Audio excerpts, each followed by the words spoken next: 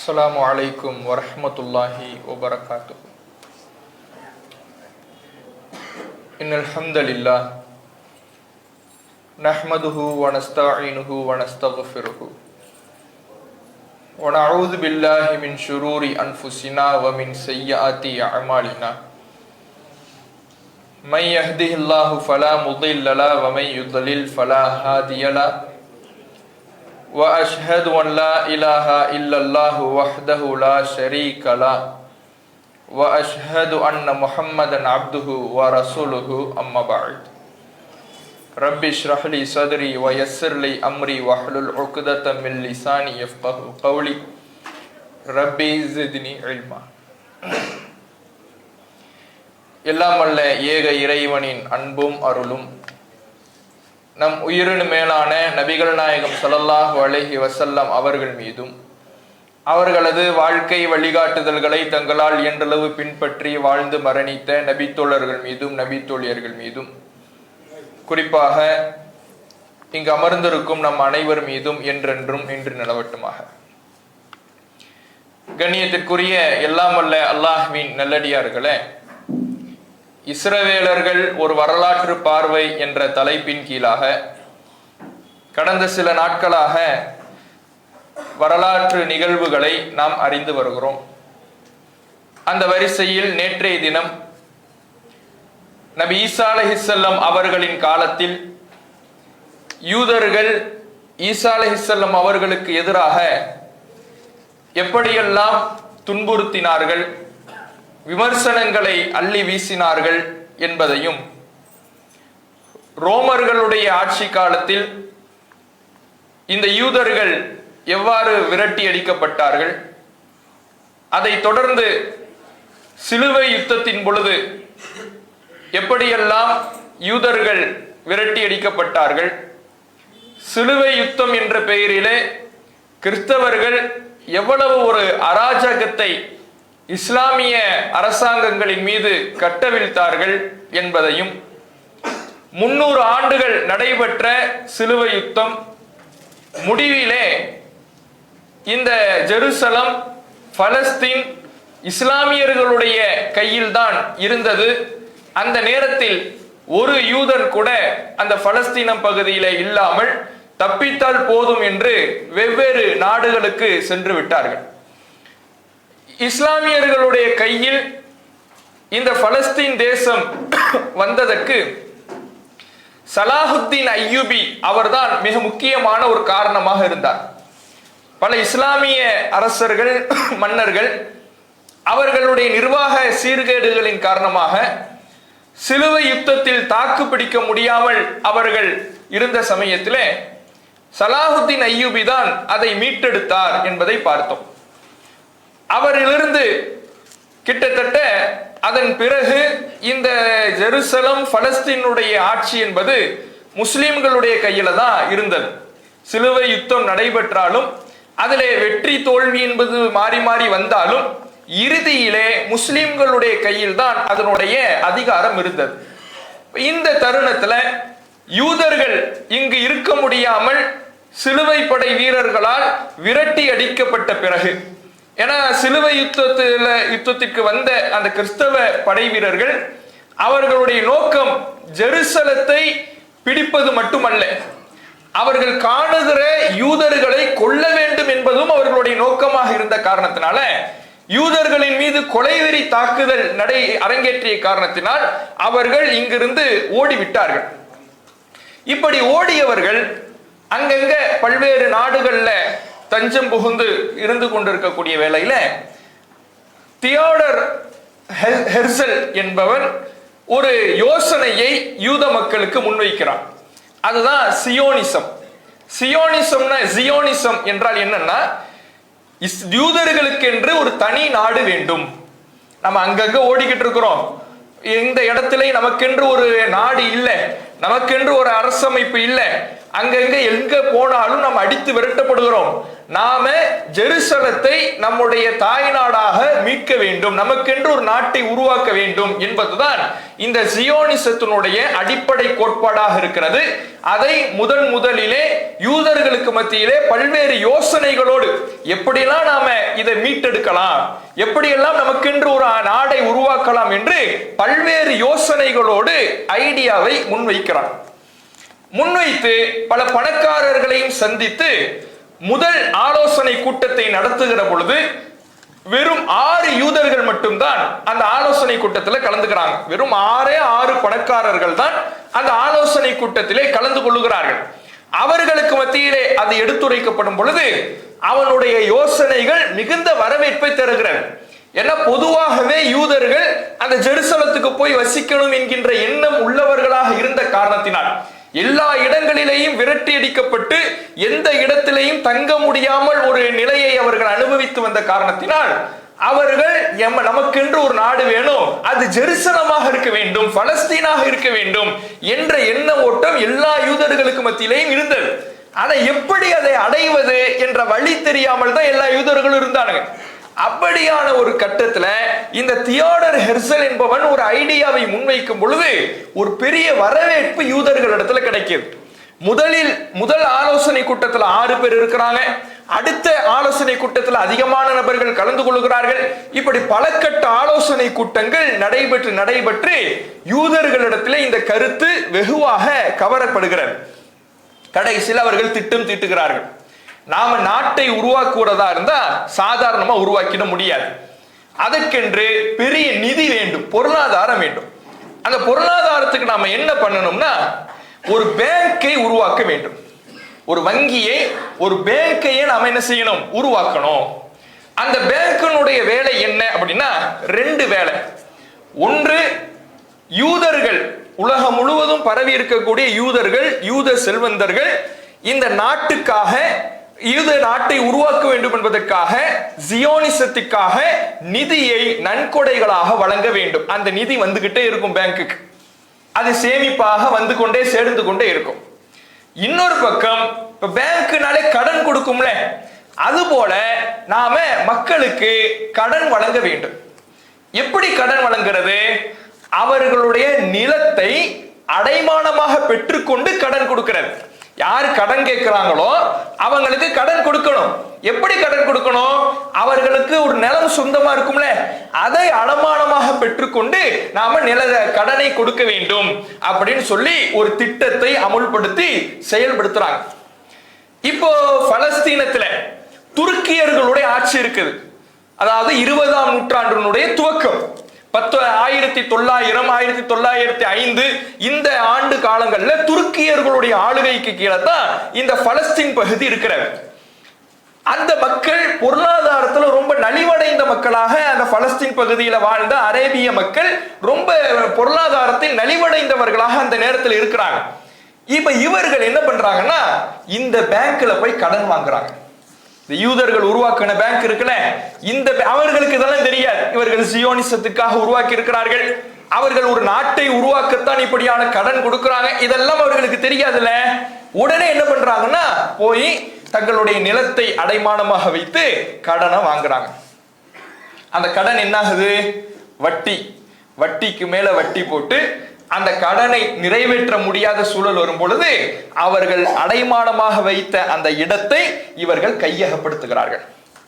கையகப்படுத்திட்டு என்ன பண்றாங்க? இப்ப யூதர்களுக்கு சொந்தமாக அந்த பலஸ்தீனத்திலே ஒரு அடைமானம் வைக்கப்பட்ட இடம் வந்து விடுகிறது. வந்த உடனே அந்த இடத்துல யூதர்களை குடியமர்த்துறாங்க. யாராவது ஒரு யூதன் வேறு நாட்டுல போய் தஞ்சம் புகுந்திருக்கிறான்ல, இங்க வா, நீ போய் பலஸ்தீனத்துல நமக்குன்னு ஒரு சொந்தமா ஒரு இடம் இருக்கு, அந்த இடத்துல போய் நீ தங்கு, அவனை கொண்டு போய் வைக்கிறது. இப்படியே ஒவ்வொரு நிலமாக கையகப்படுத்துறாங்க. இப்ப பணம் ஒரு பக்கம் சேர்ந்துகிட்டு இருக்கு. உலகம் முழுக்க இருக்கக்கூடிய யூதர்கள் இந்த வங்கியில பணம் போடுறான்ல, நன்கொடையை செலுத்துகிறான்ல, அந்த பணம் ஒரு புறம் சேர்ந்துகிட்டு இருக்கு. அந்த பணத்தை வைத்து நிலத்தை வாங்குறான். பலஸ்தீனத்துல நிலத்தை வாங்குறான். எப்படி வாங்குறான் தெரியுமா? இப்ப உதாரணத்துக்கு மார்க்கெட் வேல்யூல ஒரு ஸ்கொயர் ஃபீட் 5000 அப்படின்னு வைங்க. மார்க்கெட் வேல்யூல ஒரு ஸ்கொயர் ஃபீட் 5000னா ஒரு ஸ்கொயர் ஃபீட்டுக்கு நான் 20000 தரேன், நிலத்தை கொடு. நீ பலஸ்தீனத்துல உன் நிலத்துக்கு ஒரு ஸ்கொயர் ஃபீட் 5000 தான் உன்னை விற்கிறதா இருந்தா, ஆனா நான் எவ்வளவு தரேன்? 20000 ஒரு ஸ்கொயர் ஃபீட்டுக்கு தரேன். அப்ப பல மடங்கு அதிகமாக தொகையை கொடுத்து அவர்களுடைய நிலத்தை யூதர்கள் வாங்குறானுங்க. வாங்கி வாங்கி வாங்கி இது மாதிரி கொஞ்சம் கொஞ்சமாக அந்த நிலத்தை வாங்கி வாங்கி ஒரு இடத்த வாங்கிட்டானா ஒரு யூதனை கூப்பிட்டு நீ இங்க போய் தங்கு, அடுத்த இடத்த வாங்கிட்டானா இன்னொரு யூதனை கூப்பிட்டு நீ அங்க போய் தங்கு. இப்படியே கொஞ்சம் கொஞ்சமாக அந்த நாட்டிலே குடியேறுகிறார்கள். குடியேறியவர்கள் கொஞ்ச காலத்துக்கு பிறகு இவர்களுடைய அடாவடித்தனம் எப்படி மாறுதுன்னா, இது நாள் வரை கடன் கொடுத்துட்டு கையகப்படுத்தினால இதுக்கப்புறம் மிரட்ட ஆரம்பிக்கிறான். இப்ப பக்கத்துல நான் இருக்கிறேன், யூத குடும்பம் இருக்கு, அந்த பக்கம் ஒரு யூத குடும்பம் இருக்கு, நடுவுல நீ என்ன பண்ண போற, உன் இடத்தை கொடுக்குறியா இல்ல உனக்கு எதிராக நான் ஏதாவது கேஸ் போடட்டுமா, உன்னை வந்து அடிச்சு துவைக்கட்டுமா என்று ரவுடித்தனமாக அந்த இடத்தை என்ன பண்றான், கையகப்படுத்துறான். இப்படியாக யூதர்கள் அந்த பலஸ்தீனத்துக்கு கொஞ்சம் கொஞ்சமாக என்ன செய்யறாங்க, குடிபெயர்ந்து தங்களுக்கு என்று ஒரு இடத்தை வாங்குகிறார்கள். இதுதான் அந்த தியோடர் ஹெர்சல் என்ற சியோனிச ஐடியாவை முன்வைத்தவன் சொன்ன முதல் ஐடியா என்பது இதுதான். இப்படியே கொஞ்சம் கொஞ்சமா குடியேறிட்டாங்களா, குடியேறின உடனே இப்ப துருக்கியினுடைய ஆட்சி இருந்தாலும் உலகத்திலேயே பிரிட்டனுடைய காலனித்துவம் தான் எங்கு பார்த்தாலும் இருந்துச்சு. இந்தியாவை பிரிட்டிஷ்கார ஆண்டான்ல, இது போல அந்த துருக்கியையும் பிரிட்டிஷனுடைய ஆளுகைக்கு கீழே வருகிறது. அந்த பிரிட்டிஷ்ட போய் இந்த தியோடர் ஹெர்சல் இது போன்ற முக்கிய பணக்காரர்கள், முக்கிய யூத தலைவர்கள்லாம் போறானுங்க. போய் எங்களுக்கென்று பலஸ்தீனத்தை தனி நாடாக அறிவிக்கணும் கோரிக்கை வைக்கிறான். நாங்க எப்படியே உள்ள போயிட்டோம், நாங்க போய் எங்களுக்கு என்று நிலத்தை வாங்கிட்டோம், எங்களுக்கு பலஸ்தீனத்தை ஜெருசலத்தை தனி நாடாக நீங்கள் அறிவிக்க வேண்டும், கொடுக்க வேண்டும் என்று கோரிக்கையை வைக்கிறார்கள். அப்படி கோரிக்கை வைக்கும் பொழுது பிரிட்டிஷனுடைய வெளியுறவு கொள்கை அமைச்சராக இருந்த பால்ஃபர் என்பவன் அவன் என்ன பண்றான்னா, அவன் ஒரு அறிக்கையை விடுகிறான். என்ன அறிக்கை, பலஸ்தீனத்துல யூதர்களுக்கென்று ஒரு தனி நாடு அமைக்கப்படும், அங்கே யூதர் அல்லாதவர்களுக்கான உரிமைகள் பேணப்படும் அப்படிங்கிறான். யூதர்களுக்கு தனி நாடு அமைக்கப்படும், யூதர் அல்லாத மக்களுடைய உரிமைகள் பேணப்படும்னா அப்ப அவன் சொல்லக்கூடிய அந்த வார்த்தையிலேயே யூதர் அல்லாத மக்களுக்கு இந்த நாட்டில் இடம் கிடையாது, முஸ்லிம்களுக்கு இடம் கிடையாது, மற்ற மக்களுக்கு இடம் கிடையாது, முழுக்க முழுக்க அது யூத நாடு, அந்த நாட்டில் யூதர் அல்லாதவர்களுடைய உரிமைகள் பேணப்படுங்கிற ஒரு வார்த்தையை போட்ட உடனே அப்ப அந்த நாடு நமக்கு சொந்தமாக போகிறது என்று அவர்கள் எல்லாம் யூதர்கள் எல்லாம் குதித்து கொண்டு இருக்கிறார்கள். இந்த நேரத்தில் ஹிட்லர், ஜெர்மனியில பெருமளவுல யூதர்கள் இருக்கிறாங்க. ஜெர்மனியில யூதர்கள் பெருமளவில் இருக்கின்ற பொழுது ஹிட்லருடைய ஆட்சி வந்து ஒரு மிகப்பெரிய யூதர்களுக்கு எதிராக பல்வேறு தாக்குதல்களை ஹிட்லர் கட்டவிழ்க்கிறான். கடுமையாக அவர்களை சித்திரவதை செய்து கொள்கிறான், ஒரு இனப்படுகொலையை செய்கிறான், விதவிதமாக கொள்ளுகிறான். யூதர்களை கொள்வதற்கென்ற சில முகாம்கள் அமைக்கிறான் ஹிட்லர். முகாம்கள் அமைத்து அந்த முகாம்களில் அடைத்து அவர்களை ஒரு கால்நடைகளை விட மோசமாக நடத்தி உணவு கொடுக்காம தண்ணி கொடுக்காம கடுமையான முறையில கொள்ளுகிறான். ஒரு கட்டடத்துல போய் அவங்களை அடைச்சிருவான், காத்து போறதுக்கே வழி இருக்காது, அந்த கட்டடத்துக்குள்ள விஷ வாயுவை செலுத்தி கொன்றான். இப்படி கடுமையான முறையில கொள்ளுகின்ற பொழுது இங்கே ஜெர்மனியில இருக்கக்கூடிய சில யூதர்கள் என்ன பண்றாங்கன்னா, தப்பிச்சு நாம பலஸ்தீனத்துக்கு போயிடுவோம், வந்து இன்னும் கொஞ்சம் ஆட்களுக்கு வந்து குடியேறான். ஏற்கனவே கொஞ்சம் பேர் குடியேறி அங்க நிலத்தை வாங்கி ஒரு கணிசமான தொகையில மக்கள் யூதர்கள் குடியேறிட்டானுங்க. இப்ப ஜெர்மனியில யூதர்களை ஹிட்லர் அடிக்க அங்கிருந்து தப்பிக்கிறவனே இங்க வந்து சேர்றான், பலஸ்தீனத்துக்கு வந்து சேர்றான். அப்ப கணிசமான எண்ணிக்கையில மக்கள் தொகையில யூதர்கள் வந்து சேர்ந்து விடுகிறார்கள். வந்து சேர்ந்த பிறகு இந்த காலகட்டத்தில் ஹிட்லர் தற்கொலை செய்து கொள்ளுகிறான். இரண்டாம் உலக போர் நடந்து கொண்டிருக்கக்கூடிய வேளையில ஹிட்லர் தற்கொலை செய்து கொள்கிறான். இரண்டாம் உலக போர் முடிவுக்கு வந்து விடுகிறார். அந்த சமயத்துல இந்த பிரிட்டிஷ் என்ன பண்ணுதுன்னா, யூதர்களுக்கு என்று தனி தேசத்தை கொடுக்க வேண்டும் என்பதற்காக அவர்கள் அந்த ஏற்கனவே பால்ஃபர் என்பவன் ஒரு அறிக்கை வெளியிட்டிருந்தான்ல, அந்த அறிக்கையை செயல்படுத்தும் விதமாக நாட்டை பிரிச்சு கொடுக்குது. எப்படி பிரிச்சு கொடுக்க தெரியுமா, முஸ்லிம்களுக்கு அதாவது பூர்வ குடிகளுக்கு அந்த பலஸ்தீன் தேசத்துல 44% இடம். இந்த வந்து குடியேறி கொள்ளைப்புறம் வழியா வந்தான யூதன், அவனுக்கு 56%. சொந்த நாட்டு மக்களுக்கு அவர்களுக்கு 44%. வந்து குடியேறினான்ல அவனுக்கு 56%. பெரும்பான்மையான பகுதியை கொள்ளைப்புற வழியாக சூழ்ச்சியாக வந்தவனுக்கு கொடுத்துட்டு முஸ்லிம்களுக்கு அங்கேயே பூர்வ குடிகளாக இருந்த இஸ்லாமியர்களுக்கு 44% என்று குறைவாக கொடுக்கிறது பிரிட்டிஷ். இந்த இப்படியான ஒரு மிகப்பெரிய வரலாறில் நடக்கக்கூடாத ஒரு கொடுமை அங்கே அரங்கேறுகிறது. இதை பதிவு செய்கிற எந்த வரலாற்று ஆசிரியரும் இதை நியாயப்படுத்தவே இல்லை. இது மிகப்பெரிய அநியாயம். இது மிகப்பெரிய இஸ்லாமியர்களுக்கு செய்த துரோகம், சொந்த நாட்டுக்காரனுக்கு செய்த மிகப்பெரிய அநியாய பங்கீடு என்பதைத்தான் எல்லோருமே என்ன செய்யறாங்க, பதிவு செய்யறாங்க. அப்ப இவர்கள் இப்படியான ஒரு வேலையை இந்த யூதர்களுக்கு சார்பாக பிரிட்டிஷ் செய்து, ஏன் பிரிட்டிஷ் செய்து தெரியுமா? இந்த யூதனுக்கு ஏன் இப்படி ரொம்ப துணை நிற்குது, ஏன் வந்து அந்த யூதர்களுக்கு வந்து இப்படி நாட்டை பிரிச்சு கொடுத்துச்சுன்னா, அந்த பிரிட்டிஷ் கவனிக்குது, இவன் என்ன பண்றான்னா ஒரு மிக மிக மிக சொற்பமாக இருக்கக்கூடிய இந்த யூதன் அப்ப என்னென்னமோ செஞ்சு ஒரு நாட்டை கையகப்படுத்துற அளவுக்கு வந்துட்டான். இப்ப நாம இந்த உதவியை அவனுக்கு செஞ்சு கொடுக்கலைன்னா அவன் நாளைக்கு நம்மளையே தூக்கி சாப்பிடுற அளவுக்கு ஏதாவது சூழ்ச்சியை செஞ்சிடுவான் என்கின்ற பயத்திலே இந்த பிரிட்டிஷ் என்ன பண்ணுதுன்னா இவனுக்கு இந்த நாட்டை கொடுத்து விடுகிறது. இப்ப இதுல இன்னொரு விஷயத்தை நம்ம கவனிக்கணும். நம்ம வரலாறு பார்த்தோம்ல, அந்த வரலாறு முழுவதிலையுமே இந்த நாட்டுக்காக நின்ற மக்கள் யார்? யூதர்களா முஸ்லிம்களா? எத்தனையோ படையெடுப்பு வந்துச்சு. பாபிலோனியர்கள் அடித்தார்கள். பாபிலோனியர்கள் அடிக்கும் பொழுதும் அங்கு வாழ்ந்த அரேபியர்கள் அங்கேயே தான் இருந்தார்கள், ஓடி ஒளியல. ஆனா பாபிலோனியர்கள் அடிக்கும் பொழுதும் யூதன் தப்பிச்சா பொழைச்சன்னு வேற எங்கேயாவது ஓடிட்டான். ரோமர்கள் அடித்தார்கள். ரோமர்கள் அடிக்கும் பொழுதும் அங்கு வாழ்ந்த அரேபிய மக்கள், அப்ப இஸ்லாம் வரல, ஆனாலும் அரேபிய மக்கள் அங்கு இருந்தாங்க. அந்த அரேபிய மக்கள் அங்கேயே தான் இருந்தார்கள். யூதன் தப்பிச்சா பொழைச்சொன்னு அந்த நாட்டை விட்டுட்டு ஓடிட்டான். அதுக்கு பிறகு கிறிஸ்தவர்களுடைய படையெடுப்பு, சிலுவை யுத்தம், அப்போதும் அரேபியர்கள் அங்கேயே தான் இருந்தார்கள். அந்த நாட்டுக்காக எவ்வளவு கஷ்டப்பட்டாலும் இந்த நாட்டை விட்டு வெளியேறக்கூடாது என்று இருந்தார்கள். யூதன் வெவ்வேறு நாட்டுக்கு ஓடிட்டான். இப்படி எந்த ஒரு தருணத்திலையுமே இந்த நாட்டுக்காக அங்கேயே நின்று சண்டையிடாத ஒரு கூட்டம் ஒரு பக்கம் இருக்குது. இந்த நாட்டுக்காக எந்த தியாகத்தையும் செய்ய தயார் என்று, அந்த நாட்டை உரிமை விட்டுவிடக் கூடாது என்பதற்காக பல்லாயிரக்கணக்கான முஸ்லிம்கள் தங்களுடைய உயிரை இழந்திருக்கிறார்கள். எந்த தருணத்திலையும் இந்த நாட்டை விட்டு நாங்கள் வெளியேற மாட்டோம் என்று உறுதியாக இருந்திருக்கிறார்கள். இப்படி எந்த படையெடுப்பு வந்தாலும் உறுதியாக இருந்து இந்த நாட்டை காப்பாற்றி இந்த நாட்டை வளப்படுத்திய முஸ்லிம்கள் ஒரு புறம் இருக்கிறாங்க. இப்ப நியாயமான கண்ணோட்டத்தோடு பார்த்தால் பிரிட்டிஷ் என்ன பண்ணிருக்கணும், இந்த நாட்டை முதலில் பிரித்திருக்கவே கூடாது. பிரிச்சு அவனுக்கு ஒரு இடத்தை கொடுத்திருக்கவே கூடாது. இது அவங்க நாடு, அவங்க நாட்டுல நீ போய் குடியேறியா, உனக்குன்னு ஒரு அட்ரஸ் கிடைச்சிருச்சா, உனக்கு ஒரு சொந்த இடம் கிடைச்சிருச்சா, அதோட பெசாமேரி அது என்ன தனி நாடு கேட்கறது? உனக்கு ஒரு அட்ரஸ் வந்த உடனே தனி நாடு கேட்டுருவியா? ஒரு தெருவுல நீ ஒரு 10 குடும்பம் வசிக்கிறதுனால அந்த தெருவையே எழுதி கேட்கணும்னு சொல்லுவியா? இப்படி பிரிட்டிஷ் அணி இருக்கணும்.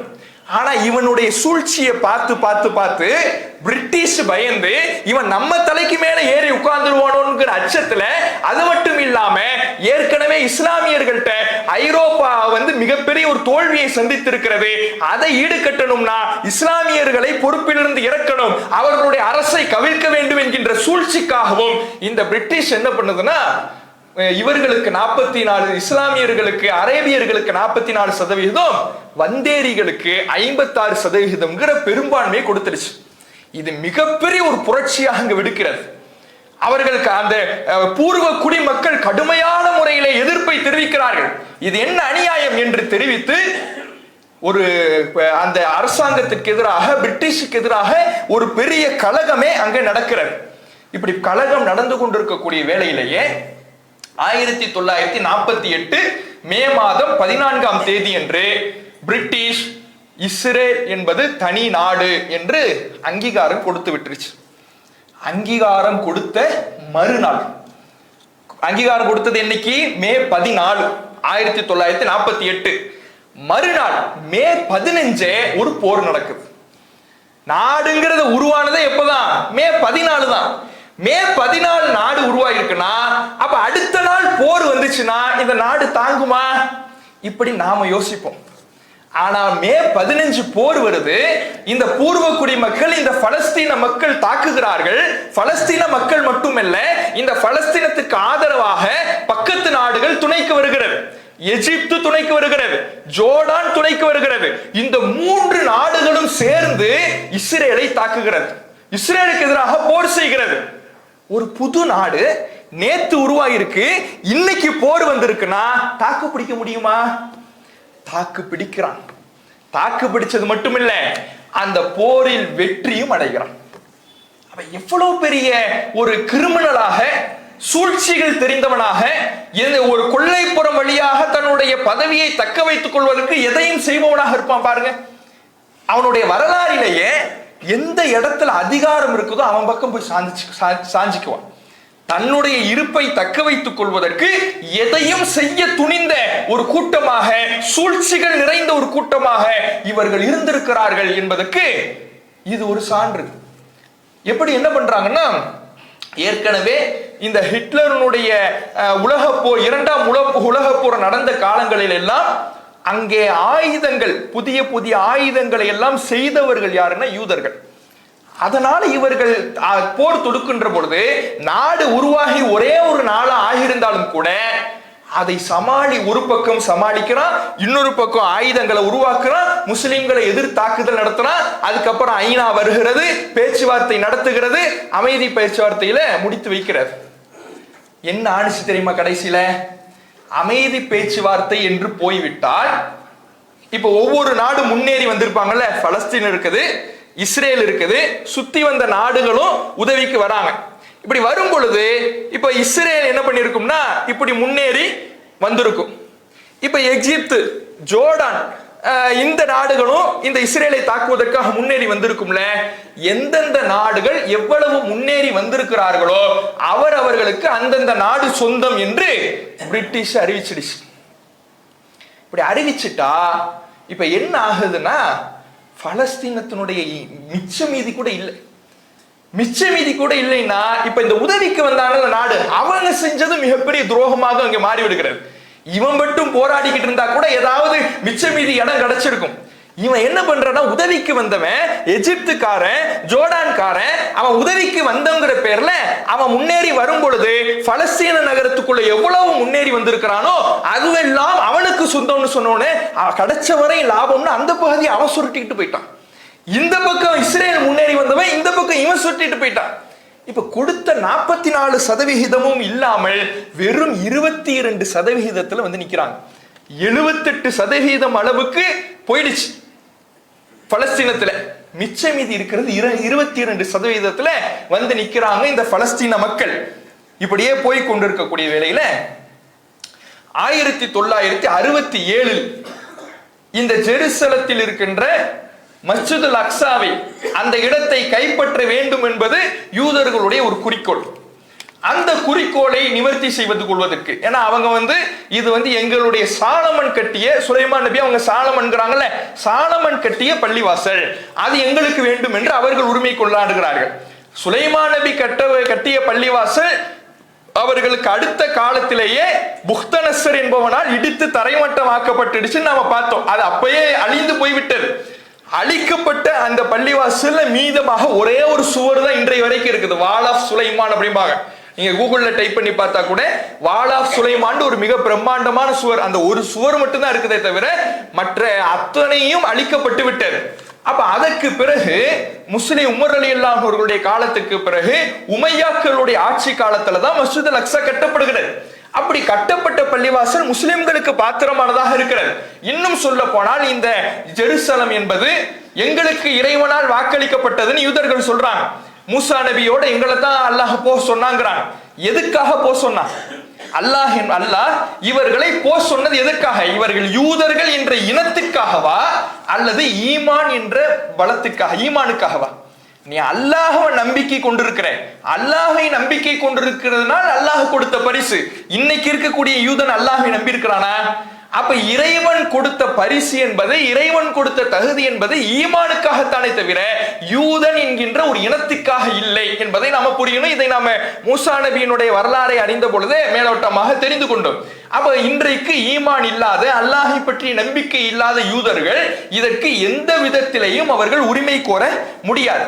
1967 இந்த மஸ்ஜிதுல் அக்ஸாவை உரிமை கோருகிற அந்த யூதர்கள் என்ன பண்றாங்கன்னா, தொல்லியல் துறைக்கு அனுமதி கொடுக்கிறான். எதுக்கு தொல்லியல் துறை?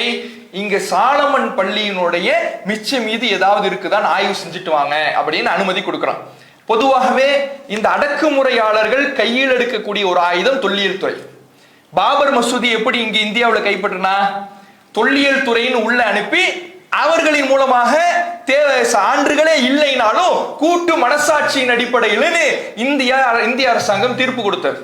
வடநாடுகளிலே பல பள்ளிகளை கையகப்படுத்துவதற்கு தொல்லியல் துறையைத்தான் ஆயுதமாக பயன்படுத்தியது. அதே போலதான் அங்கே அந்த மஸ்ஜிதுல் அக்ஸாவை கையகப்படுத்துவதற்கு தொல்லியல் துறையை உள்ள அனுப்புறான்.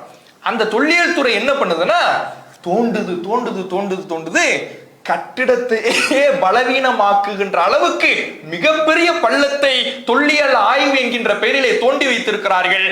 ஏன்னா கட்டிட பலவீனம் அடைஞ்சிடுச்சுன்னா ஒரு சின்ன நடுக்கத்துக்கு கூட தாங்காது, விழுந்துடுச்சுன்னா உடனே நம்ம தேவாலயத்தை எழுப்பி விடலாம். இதுதான் அவங்க நோக்கம். அப்ப இந்த அளவுக்கு ஒரு சூழ்ச்சியை பின்வாசல் வழியாக அவர்கள் வந்து கொண்டிருக்கிறார்கள். இப்படி தொடர்ச்சியாக அங்கே யாருக்கு உரிமை என்பதுல சண்டைகள் நடந்து கொண்டே இருக்கிறது. நியாய உணர்வோடு பார்த்தோம்னா, இப்போ மத நம்பிக்கைகள் என்பது ஒரு பக்கம் வைப்போம். மத அடிப்படையில் பார்த்தால் கூட உரிமை என்பது அல்லாஹ்வை நம்பியவர்களுக்காக அல்லாஹ் கொடுத்ததுதான், யூதன் என்கின்ற இனத்துக்காக கொடுத்தது இல்லை அப்படிங்கிறத நம்ம பார்த்தோம். இப்போ மத நம்பிக்கைகள் ஒரு பக்கம் வைப்போம். நியாய உணர்வோடு பார்த்தால் அரசாங்கம் அல்லது அதிகாரம் கடைசியாக யாருடைய கையில் இருந்ததோ அவர்களுக்கு கொடுப்பதுதான் நியாயமான ஒரு நிலை. யார்கிட்ட கடைசியா இருந்துச்சு அவன் தான் உரிமை படைத்தவன், இப்படிதான் சொல்லணும். இல்ல 10 தலைமுறைக்கு முன்னாடி அங்க இருந்து எங்களுக்கு உரிமை இருந்துச்சு, 100 தலைமுறைக்கு முன்னாடி எங்களுக்கு இருந்துச்சு, இப்படி சொல்லி உரிமையை கொடுக்க முடியுமா? இப்படி கொடுப்பது பச்சை அயோக்கியத்தனம், பச்சை துரோகம்.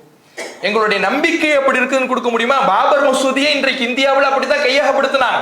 பாபர் மசூதியை என்ன சொல்லி கையப்படுத்தினாங்க? அது பாபர் எழுப்பிய பள்ளிவாசல். பள்ளிவாசல் என்பது முஸ்லிம்களுடைய நிர்வாகத்திற்கு கீழே இருக்குது. அப்ப யாருக்கு சொந்தம்னு கொடுக்கணும்? நியாயமா பார்த்தா முஸ்லிம்களுக்கு சொந்தமானு கொடுக்கணும். ஆனா இவன் என்ன பண்றான், இதுக்கு முன்னாடி இங்க எங்களுடைய கடவுளுடைய ஆலயம் இருந்துச்சு, ராமர் இங்கேதான் பிறந்தாரு, அதனால எங்களுடைய நம்பிக்கைப்படி இப்படி இருக்குதுன்னு சொன்னா, இன்னைக்கு அந்த தன்னுடைய கையில அதிகாரம் இருக்கிறது என்கின்ற காரணத்தினால பொய்யாக மக்களுடைய மனசாட்சி என்கின்ற பெயரிலே அந்த பாபர் மசூதி அபகரிச்சிட்டான்ல. இதே மாதிரி தான் பலஸ்தீனை இஸ்ரேல் என்ற பெயரிலே அபகரித்து வைத்திருக்கிறான். நம்பிக்கையின் பெயரால் அபகரித்து வைத்திருக்கிறார்கள். இந்த துரோகம் என்பது சிறுபான்மையின மக்களின் மீது எதிராக, இஸ்லாமியர்களுக்கு எதிராக இஸ்ரேல் தொட்டு இங்க பாபர் மசூதி வரை நடைபெற்று கொண்டுதான் இருக்கிறது. அதைத்தான் இப்போது திருப்பரங்குன்றம் என்கின்ற பெயரிலேயும் பிரச்சனைகளை கிளப்பி கொண்டு இருக்கிறார்கள். இப்போ இவ்வளவும் பாடுபட்டுக்கிட்டு இருக்கிறாங்க அந்த மக்கள்.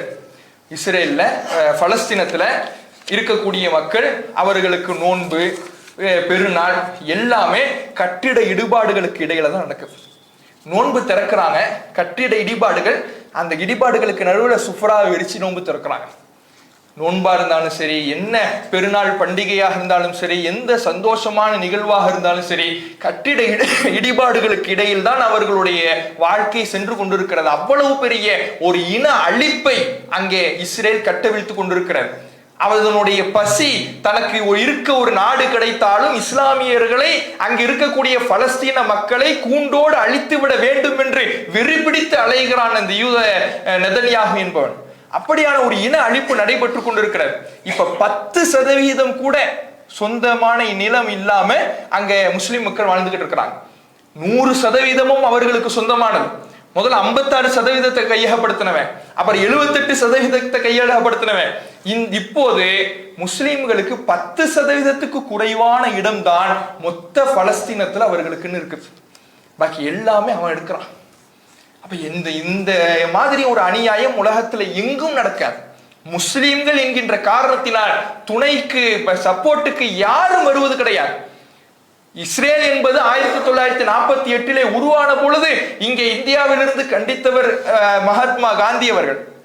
அவர் கண்டிக்கிறார். ஆனா இன்றைக்கு அந்த தேசத்தின் பிரதமர் என்பவர் இஸ்ரேலுக்கு சப்போர்ட்டா வந்து நிற்கிறார். அப்ப இப்படியான துரோகங்கள் அந்த மக்களுக்கு தொடர்ச்சியா நடந்துகிட்டு இருக்கு. இதுல நாம இன்னொன்னே கவனிக்கணும். இப்படியெல்லாம் யூதர்கள் ஜியோனிசம் என்கின்ற பெயரிலே இஸ்ரேலை கையகப்படுத்துவது ஒரு பக்கம்னாலும், சில யூதர்கள் இருக்கிறாங்க. அவர்கள் ஒரு அமைப்பை 1938 துவங்கி இருக்கிறாங்க. நெதுரே கர்த்தா அப்படிங்கிற ஒரு அமைப்பு. இந்த நெதுரே கர்த்தா அப்படிங்கிற அமைப்பினுடைய நோக்கம் என்னன்னா, ஜியோனிசம் என்பது கூடாது, ஜியோனிசம் என்பது யூத மதத்திற்கு எதிரானது. ஜியோனிசம் யூத மதத்திற்கு எதிரானதுன்னா என்ன பொருள்? ஜெருசலத்தை நாம் கையகப்படுத்துவது நமக்கு அனுமதிக்கப்பட்டது கிடையாது. வன்முறையின் மூலமாக அந்த நாட்டை கையகப்படுத்துவது நமக்கு ஆகுமானது கிடையாது. அது நம்முடைய மதத்திற்கு எதிரானது, நம்முடைய வேதத்திற்கு எதிரானது என்று யூத மதகுருமார்கள் எல்லாம் சேர்ந்து நெதுரே கர்த்தான் ஒரு அமைப்பை நிறுவி இந்த இஸ்ரேலுக்கு எதிராக இப்போது பிரச்சாரம் செய்து கொண்டிருக்கிறார்கள். அவர்கள் காட்டக்கூடிய ஆதாரம் என்ன தெரியுமா?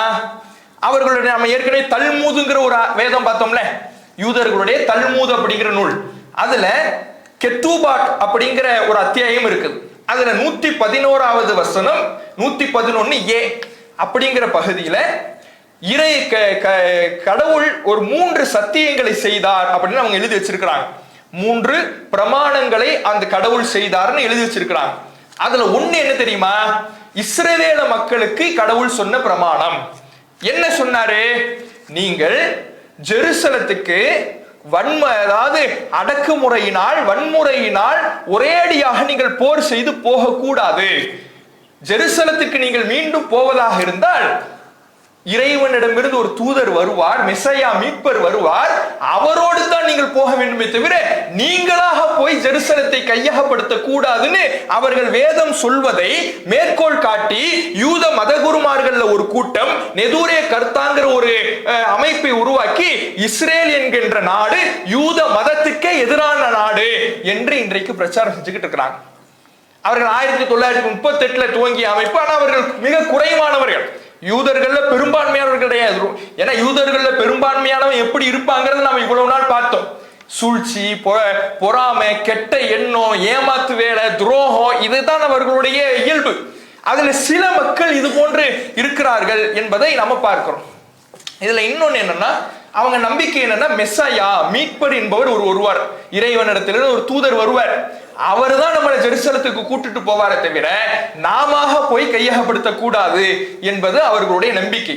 அப்ப அதற்கு அவர்களுடைய நம்பிக்கைக்கு எதிராக, அவர்களுடைய வேதத்துக்கு எதிராகத்தான் இன்றைக்கு இந்த யூதர்கள் ஒரு கோர தாண்டவத்தை, வன்முறை வெறியாட்டத்தை நிகழ்த்தி கொண்டிருக்கிறார்கள் என்பதை பார்க்கிறோம். இப்ப மெஸ்ஸாயா வருவாருங்கிறாங்கல்ல, இது யூதர்களுடைய மிக முக்கியமான நம்பிக்கை. யூதர்களுடைய நம்பிக்கை என்னன்னா, ஒரு தூதர் வருவார், ஒரு மெஸ்ஸாயா வருவார், ஒரு மீட்பர் வருவார் அப்படின்னு நம்புறாங்க. இந்த நம்பிக்கை எப்போ உள்ள நம்பிக்கை தெரியுமா? ஈசா நபி வரதுக்கு முன்னாடியிலிருந்து இதை நம்பிக்கிட்டே இருக்கிறான். ஈசா நபி வரதுக்கு முன்னாடியிலிருந்தே அவன் என்ன நம்புறான்னா, என்ன தௌராத்துல ஒரு நபி வருவாருன்னு அல்லாஹ் முன்னறிப்பு செஞ்சிருக்கிறான். அப்ப முன்னறிப்பு செஞ்சா வந்தா நம்பணும்ல. ஈசா நபி வரும் பொழுதும் எங்களுக்கென்று ஒரு மீட்பர் வருவான்னு சொல்லிக்கிட்டு இருந்தான். ஈசா நபி வந்தாரு, குழந்தையா இருக்கும் பொழுதே நான் தான் அந்த மீட்பர், நான் தான் அந்த தூதர்கிறான், நீங்க இல்லைன்னு மறுத்துட்டான். ரசூலுல்லாஹ் வருவதற்கு முன்னாடி சொல்லிக்கிட்டு இருந்தான். அதனாலதான் நபிகள் நாயகம் ஸல்லல்லாஹு அலைஹி வஸல்லம் காலத்துல யூதர்கள் மதீனாவுக்கு வந்து தஞ்சம் அடைஞ்சாங்கன்னு பார்த்தோம்ல.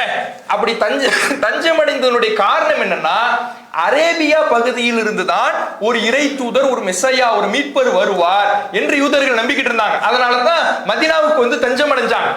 அப்படி தஞ்சம் அடைந்தவர்கள் தங்களுடைய இறைவனிடத்தில் அவர்கள் துவாவும் செஞ்சாங்களாம். என்ன துவா செஞ்சாங்க? கானு மின் கபுல் யஸ்தஃப்திஹூன அலல்லதீன கஃபரு. அவர்கள் தங்களுடைய இறைவனிடத்துல உதவி தேடிக் கொண்டிருந்தார்கள். எங்களை மீட்கணும், எங்களுக்குன்னு ஒரு விடிவு காலம் வரணும், நாங்க துரத்தப்படுறோம், அடிக்கப்படுறோம் அப்படின்னு இறைவன்ட்டு துவா கேட்டுக்கிட்டு இருந்தாங்க. கேட்டுக்கிட்டு இருக்கும் பொழுது ரசூலுல்லாஹ் அல்லாஹ் அனுப்புறான். அனுப்புன உடனே ஏத்துக்கணும்ல, இவன் தானே கேட்கிறான், இவன் தானே மீட்பர் வரணும்னு ஆசைப்படுறான். அப்ப ரசூலுல்லாஹ் வந்த உடனே ஏத்துக்கணும்ல. கஃபரு பிஹி, நீங்க அதெல்லாம் கிடையாது, அந்த மீட்பர் நீங்க கிடையாது, ஈசா நபி வர்றதுக்கு முன்னாடி நம்ம கேட்டா ஈசா நபி வந்தாரு, ஈசா நபி வந்த உடனே நீங்க அந்த மீட்பர் கிடையாதுன்னு மறுத்தான். ரசூல்லா வர்றதுக்கு முன்னாடி கேட்டா ரசூல்லா வருவாங்க நம்புனா, ரசூல்லா வந்த உடனே நான் தான் அந்த ரசூல், நான் தான் அந்த இறை தூதர் சொன்ன நீங்க கிடையாதுன்னு மறுக்கிறான். இது அல்லாஹ் குர்ஆனிலே பதிவு செய்கிறான். ஏண்டா உதவி தேடுன, உதவி தேடி மீட்பர் வரணும்னு தூதர் வரணும்னு கேட்ட தூதரை அனுப்புன நீ மறுக்கிறிய. அல்லாஹ் கடுமையாக அவர்களை கண்டிக்கிறான். எந்த அளவுக்கு இறைவன் சொல்றான்னா, இவர்கள் வேண்டும் என்று மறுக்கிறார்கள், இவர்கள் வேண்டுமென்றே இறை தூதரை மறுக்கிறார்கள். ஏன்னா இறை தூதரை அவர்கள் எப்படி அறிந்து கொள்வார்கள்னா, யஅரிஃபூனஹு கமா யஅரிஃபூன அப்னாஹும், தங்களுடைய பிள்ளைகளை அறிவதை போல அறிவாங்க. பிள்ளை யாருன்னு தெரியாதுன்னு சொல்ல முடியுமா? என் பிள்ளைய பார்த்துட்டு யாருன்னே தெரியல சொல்ல முடியுமா? எவ்வளவு தெளிவாக அறிவோம். அதே போல இறை தூதரை நபிகள் நாயகம் ஸல்லல்லாஹு அலைஹி வஸல்லம் அவர்களை அவர்களுக்கு தெரியும். இறை தூதர் என்பது அவர்களுக்கு உறுதியாக தெரியும், அவர்களுடைய வேதத்தில் சொல்லப்பட்டிருந்தது. ஆனால் அவர்கள் மறுத்தார்கள். ஏன்?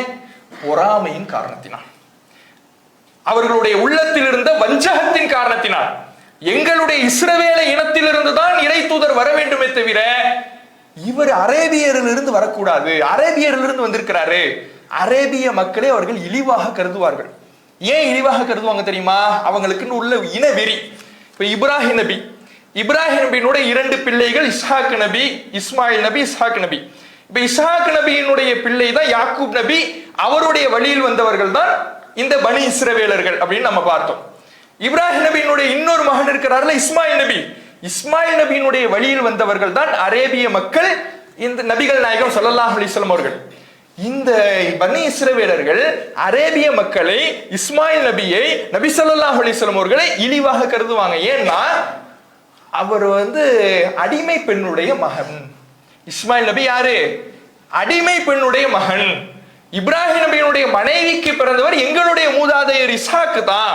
இஸ்மாயில் அடிமை பெண்ணுக்கு பிறந்தவர் என்று இழிவாக மட்டமாக கருதக்கூடிய பழக்கம், குணாதிசயம் கொண்டவர்கள் அந்த யூதர்கள். நாங்கள் தான் உயர்ந்தவர்கள் என்கின்ற எண்ணம் கொண்டவர்கள். இதனாலேயே நபிகள் நாயகம் ஸல்லல்லாஹு அலைஹி வஸல்லம் அவர்களை அவர்கள் மறுத்தார்கள். அல்லாஹ் ரப்பல் ஆலமீன் இதை பற்றி குர்ஆனிலே சொல்லுகின்ற பொழுது, சில பேர் ரசூலுல்லாஹ்வுடைய காலத்தில் யூதர்கள் இஸ்லாத்துக்கு வந்தாங்கல்ல. இப்ப அப்துல்லா இப்னு சலாம் ரலியல்லாஹு அன்ஹு அவர்கள் இஸ்லாத்துக்கு வந்தார். அவர் யூத மதகுருவாக இருந்தவர். யூதர்களிலே மதகுருவாக இருந்தவர் தான் அப்துல்லா இப்னு சலாம் ரலியல்லாஹு அன்ஹு அவர்கள். அவர் நபிகள் நாயகம் ஸல்லல்லாஹு அலைஹி வஸல்லம் அவர்களிடத்தில் இஸ்லாத்தை ஏற்றுக்கொள்கிறார். அவர் 3 கேள்வியை கேட்கிறார். நான் ஒரு 3 கேள்வியை கேட்கிறேன், அந்த கேள்விக்கு ஒரு நபியை தவிர பதில் சொல்ல முடியாது அப்படின்னு கேட்கிறார். நபி ஸல்லல்லாஹு அலைஹி வஸல்லம் கேளுங்க அப்படிங்கிறாங்க. அவர் என்ன கேள்வி கேட்கிறாருன்னா, சொர்க்கத்தில் கொடுக்கப்படுகின்ற முதல் உணவு எது? அதே போல மறுமை நாளினுடைய அடையாளம் என்ன? ஒரு பிள்ளை தாயினுடைய சாயல்லையும் தகப்பனுடைய சாயல்லையும் பிறப்பதற்கான காரணம் என்ன? இந்த 3 கேள்விகளையும் கேட்டுட்டு ஒரு நபியை தவிர இதற்கு யாரும் பதில் சொல்ல முடியாது அப்படின்னு கேட்கிறார். அப்ப நபிகள் நாயகம் ஸல்லல்லாஹு அலைஹி வஸல்லம் அவர்கள் 3த்துக்குமே ஆன்சர் பண்றாங்க. மறுமை நாளினுடைய அடையாளம் என்பது மக்கள் ஒன்று திரட்டப்படுவோம். ஒரு நெருப்பு மக்கள் அனைவரையும் ஒன்று திரட்டும். இது முதல்ல. 2வது நீங்க கேட்ட கேள்வி சொர்க்கத்துல என்ன உணவு என்பது. சொர்க்கத்தில் ஒரு மீனினுடைய, பெரிய மீனினுடைய ஈரலின் சதை பகுதி உணவாக கொடுக்கப்படும். 3வது கேள்வி, ஒரு பிள்ளை தாயினுடைய சாயலையும் தகப்பனுடைய சாயலையும் இருப்பதற்கு காரணம் என்ன? ஒரு தாயினுடைய சாயல் இருப்பதற்கு தாயினுடைய நீர் முந்திவிட்டால் தாயினுடைய சாயல் இருக்கும், தகப்பனாருடைய நீர் முந்திவிட்டால் தகப்பனாருடைய சாயலில் இருக்கும் என்று ரசூலுல்லாஹ் பதில் சொன்ன உடனே, நீங்கள் அல்லாஹ்வுடைய தூதர் தான், அஷ்ஹது அன் லா இலாஹ இல்லல்லாஹ் வ அன்ன முஹம்மது ரசூலுல்லாஹ்னு கலிமா சொல்லி இஸ்லாத்தை ஏத்துக்கிறார்.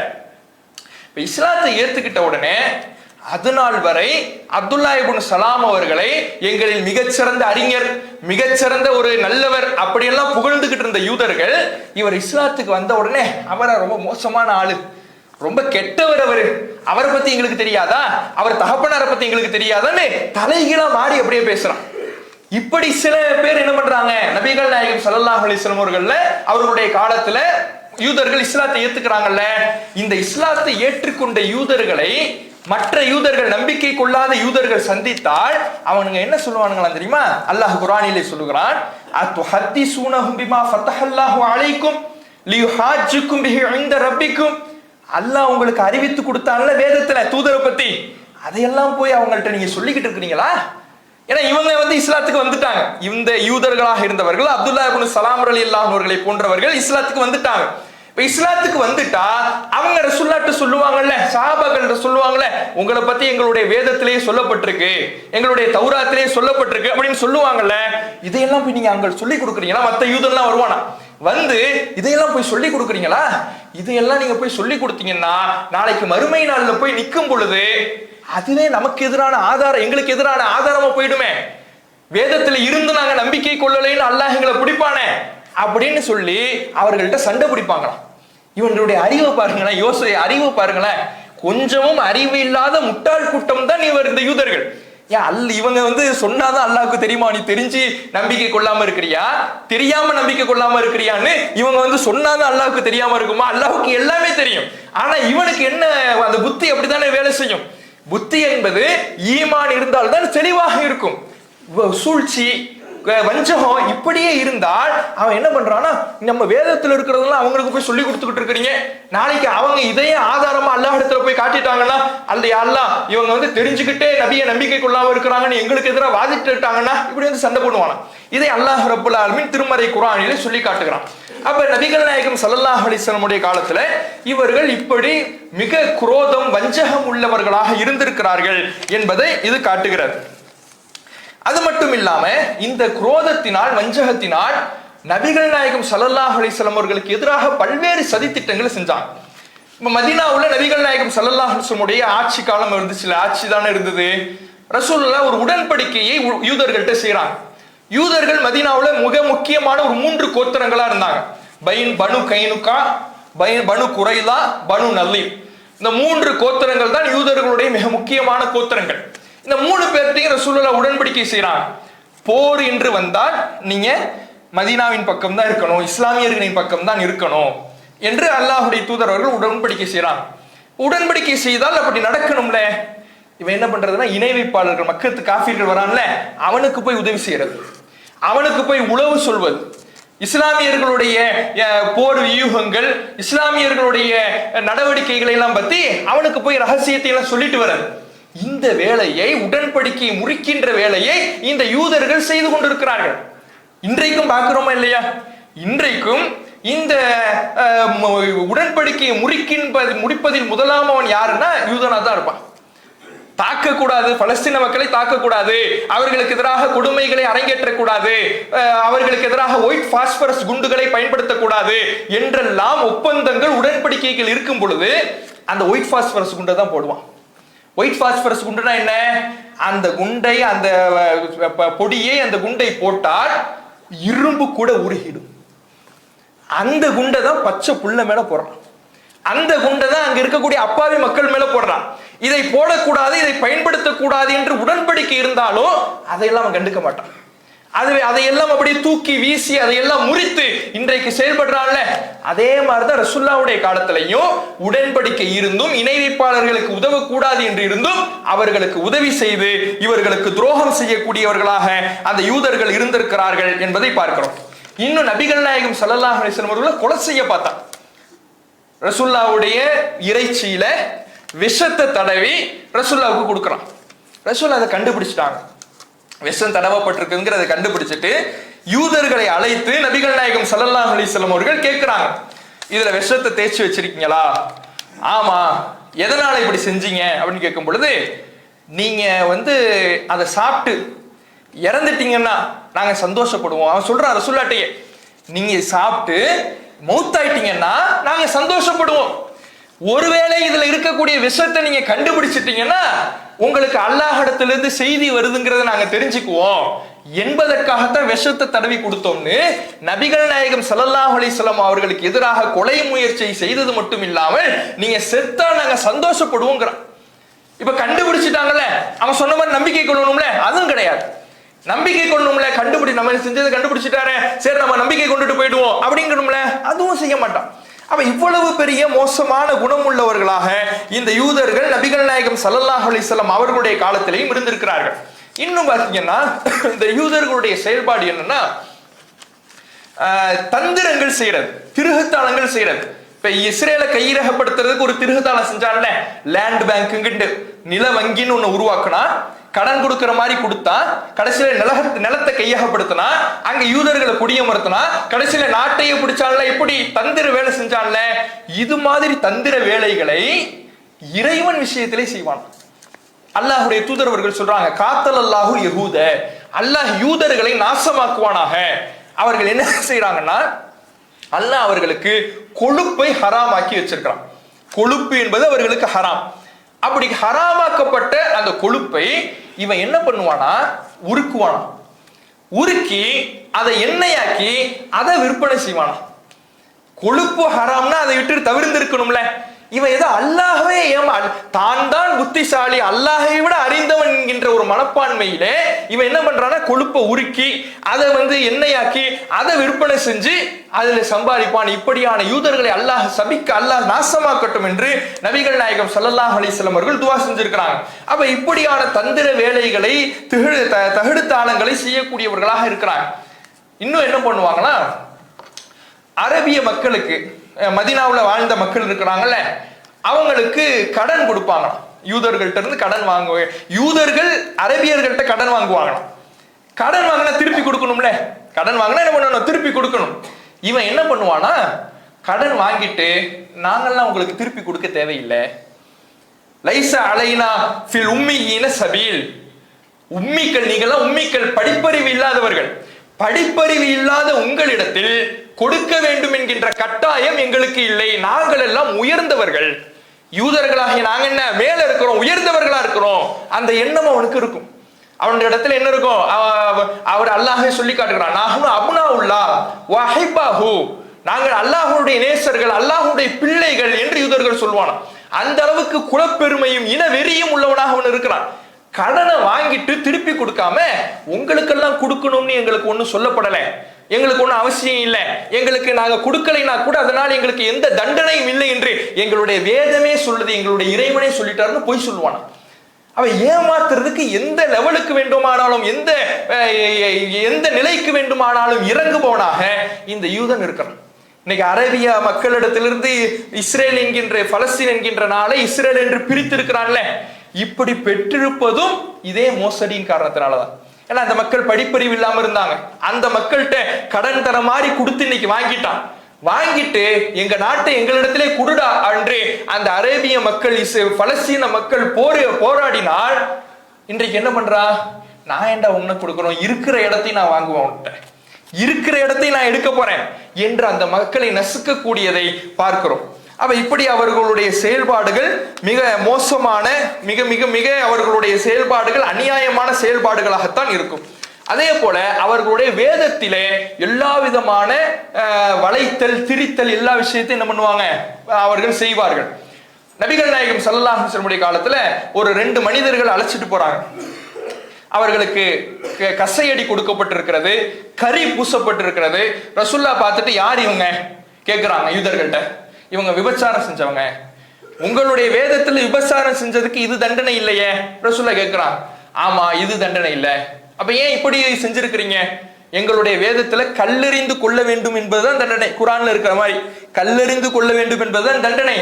ஆனால் எங்களுடைய பெரியவர்களுக்கு, எங்களில் அந்தஸ்தில் உள்ளவர்களிடத்துல விபச்சாரம் பெருகிவிட்டது, எங்களில் அந்தஸ்துள்ளவர்களுக்கு தண்டனையை எங்களால் கொடுக்க முடியாது என்பதனால் நாங்கள் என்ன பண்ணோம்னா சட்டத்தையே மாத்தினோம், வேதத்தையே மாத்திட்டோம். வேதத்தையே மாத்தி கல்லறி தண்டனையை நீக்கிவிட்டு யார் விபச்சாரம் செய்தாலும் நாங்கள் கரியை பூசி கசையடிக்க வேண்டும் என்பதை நாங்கள் தண்டனையாக நாங்களே எழுதிவிட்டோம்னு அவங்க என்ன பண்றாங்க, சொல்றாங்க. அப்ப இப்படி வேதத்தை திரிக்கக்கூடியவர்களாக, வேதத்தை நம்பாதவர்களாக அவர்கள் இருந்திருக்கிறாங்க. அதனாலதான் அவர்களுடைய வேதத்திலே ஜெருசலத்தை போர் செய்து கையகப்படுத்த கூடாது, ஒரு மெசையா, ஒரு மீட்பர் வந்துதான் நம்மளை அழைத்து கொண்டு செல்வார் என்பது இருந்தாலும் அதையெல்லாம் தூக்கி போட்டுட்டு இன்னைக்கு அவ்வளவு பெரிய வன்முறை வெறியாட்டத்தை இஸ்ரேல் கட்டவிழ்த்து கொண்டு இருக்கிறது.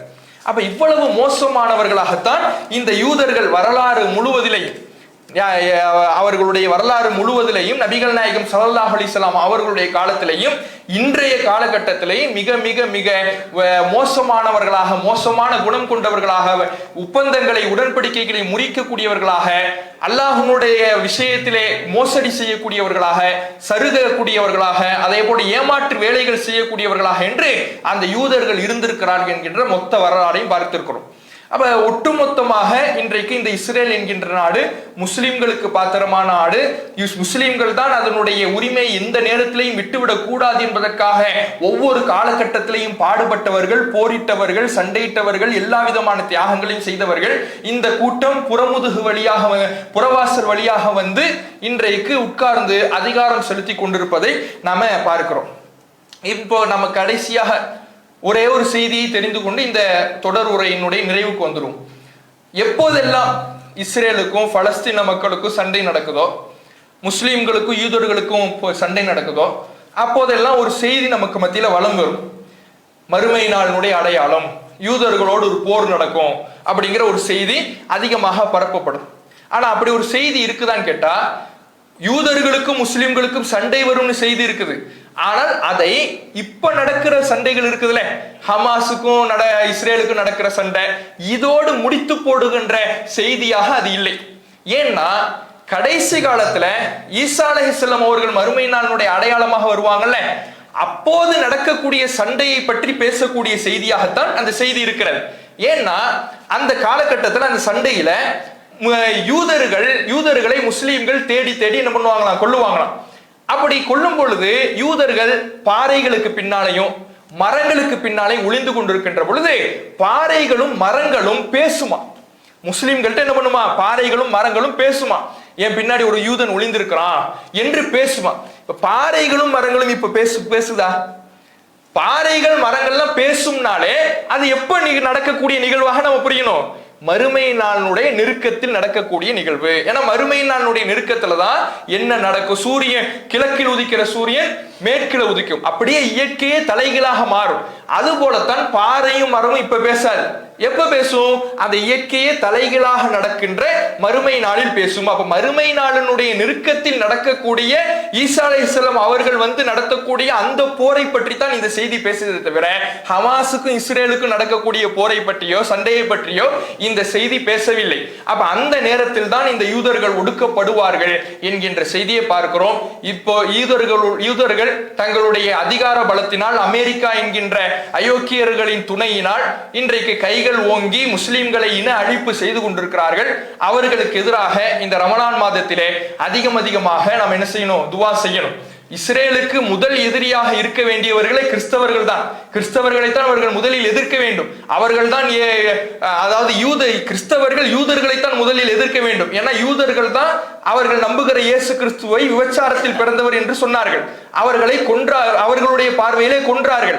அப்படியெல்லாம் இருக்கும் பொழுது எதிர்க்க வேண்டியவர்களாக இருப்பவர்கள் இன்றைக்கு எதிரிக்கு எதிரி நண்பன் என்கின்ற அடிப்படையிலே முஸ்லிம்களை கொன்றால் போதும், முஸ்லிம்களை அழித்தால் போதும் என்று கைகோர்த்து தங்களுடைய வன்முறை வெறியாட்டத்தை கட்டவிழ்த்து விடுகிறார்கள். இந்த அநியாயக்காரர்களுக்கு எதிராக நாம் அல்லாஹ்விடத்திலே அதிகமாக துஆ செய்ய வேண்டும். இந்த இஸ்ரவேலர்களுடைய வாழ்க்கையிலிருந்து அவர்களுடைய தன்மை எதுவும் நம்மிடத்திலே வராமல் நாம பாதுகாப்பு தேட வேண்டும். அவர்களுடைய வரலாறை அல்லாஹ் சொல்லுகிறான் என்றால் அதனுடைய நோக்கம் அந்த இனம் இறைவனுடைய கோபத்திற்கு ஆளாக்கப்பட்டது என்பதல்ல. அவர்கள் செய்த காரியம் இறைவனுடைய கோபத்திற்கு உள்ளான காரியம். அவர்கள் செய்த ஏமாற்றம் அல்லாஹ்வுடைய கோபத்தை பெற்றுத்தரக்கூடிய காரியம்.